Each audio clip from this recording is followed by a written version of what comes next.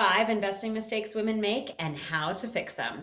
Spoiler alert, it doesn't have to do with how they invest the money. Hi, I'm Katie. I'm a certified financial planner and I help overwhelmed working women get their financial crap together so they can start to build wealth. In this video, we're going to look at 5 of the biggest mistakes women tend to make when investing and how you can avoid those pitfalls, become a more confident, smarter investor. Mistake number 1, not investing enough or delaying it for too long.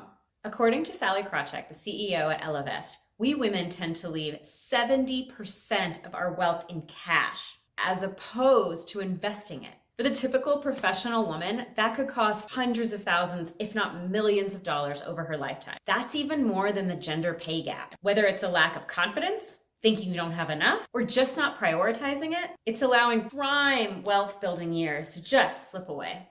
Here's how to fix it. Start investing today, even if it's just teeny tiny small amount. Set up automatic transfers so you don't even have to think about it. The money goes out of your account before you even know it.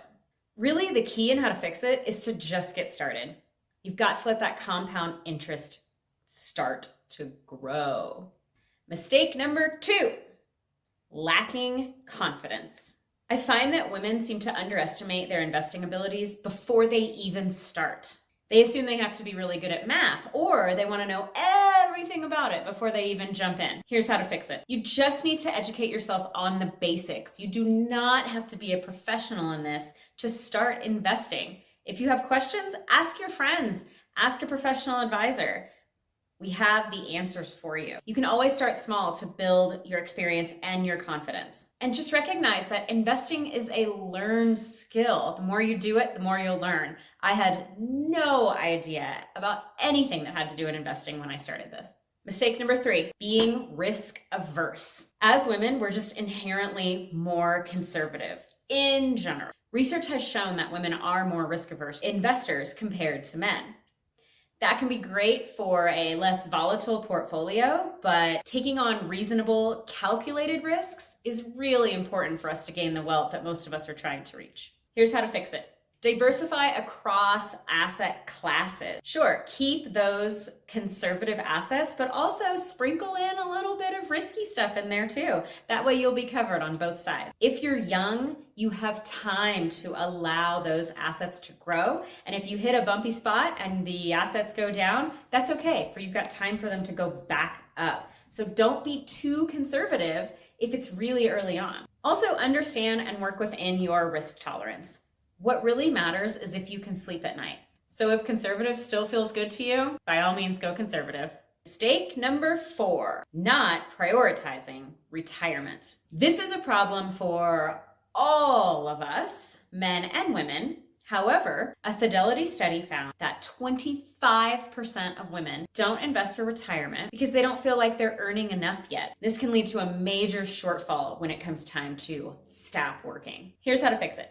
Figure out what your number is. Reach out to me if you need some help with that, but you need to know what you're reaching for. You need to know what number you need in order to retire comfortably. And if you don't know that number, I will talk about it in another video. Also, take advantage of the 401k, your workplace retirement plan, and IRAs.